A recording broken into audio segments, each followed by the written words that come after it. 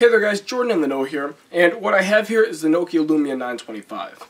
Now, if you saw my prior video, you probably discovered that I sort of fell in love with Windows Phone. So what I wanted to do was buy a higher-end Windows Phone just to make sure I wasn't missing out on any Windows experiences. And the 925 is a direct result of that. So without any more waiting, here's my review of the Nokia Lumia 925.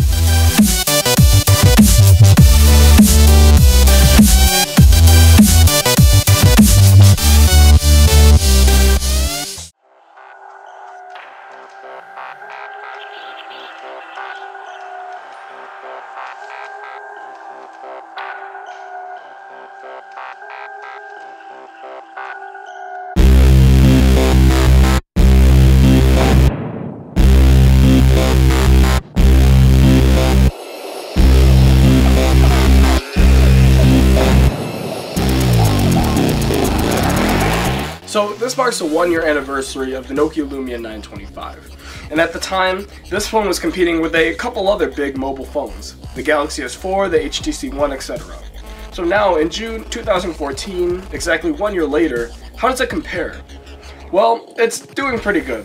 Design-wise, this phone is still fierce in competition with flagships we see today.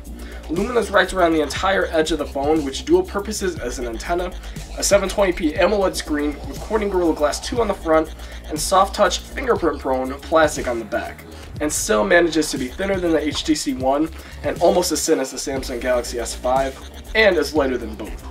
So, like all Windows phones, it doesn't need extreme hardware to run, and I made sure that I didn't know the specs of this phone until the time of this review, and you shouldn't be surprised as I was.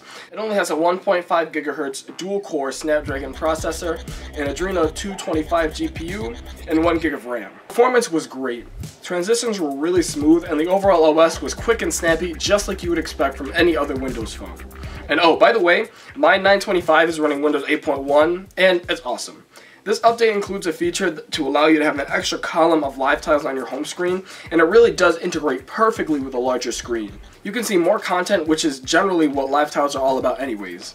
Windows 8.1 also included Cortana, which dual purposes as your daily news and virtual assistant, which is way better than S-Voice and can easily compete with Google Now or Siri, with a few quirks though. The search button always activates Cortana, which is convenient, but it doesn't start recognizing your voice until you actually tap the microphone icon, which can get pretty tedious. After that, Cortana springs into life and can easily tackle anything you throw at it. Battery life, however, is weak, like really weak. Average use can barely get me through half a day, but it's not the 2000 mAh battery to blame. It's the Windows 8.1 developer beta. So after doing a hard reset, it got a little bit better, but I still couldn't get that battery life that I've seen a lot of other tech reporters talk about. Another feature I want to talk about is the screen. Windows works well with AMOLED screens for a few reasons. Deep blacks can bring out really great contrast ratios, and colors are so vivid. So what's to do with that clock widget always on the screen? Well, it's kind of like Motorola's active display, so let me explain. This Lumia 925 has an AMOLED display. And how AMOLED displays work is it's sort of like those LED signs. Each individual bulb can represent an individual pixel, and whenever the color black is shown on the display, the bulb is simply turned off, while the ones that require color are obviously still on. And this is the case with all AMOLED screens. So that black you see there, all of it's turned off. And on top of it, the phone uses ambient light sensors to know whenever your phone's in your pocket, and it turns itself off completely. That's why Windows phones tend to look better and perform better on AMOLED screens. So, like I said in my last review, Windows Phone 8 didn't really have good app support, but using it for a few weeks, I did end up finding the surfaces I wanted. I ended up finding an actual YouTube app and an actual Google Drive app, and big game titles are being published daily. But updates for apps are few and far between. My favorite part about this phone, without a doubt, is the camera. This is an 8-megapixel camera with optical image stabilization. It's pretty simple, but I had so much fun shooting photos with it. That dedicated camera button makes it super easy to take photos, and it also functions as a manual focus when you half press. Photos turned out crispy and full of detail, and even when you crop the photo, things still retain their clarity. Colors were true to life, and it's just straight up fun to take photos when you have a dedicated camera button. Some issues lie within this flash though. In low light, it does exactly what it's supposed to do.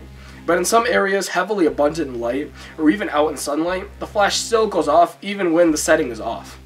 Taking photos far away had no impact, but trying to take one close up, you won't be able to get the photo because the camera can't focus before the flash goes off. So if you're going to be taking a close-up, high-detailed photo of something, you might want to look elsewhere. All in all, the 925 is a pretty solid phone for anyone looking for a premium Windows Phone experience. The battery life is definitely a drawback, and I wish there was a larger variety of accessories, but for $190, it's not bad at all, and could last you years to come. This is Jordan in the Know, and thank you for watching, and I'll definitely see you in the next one.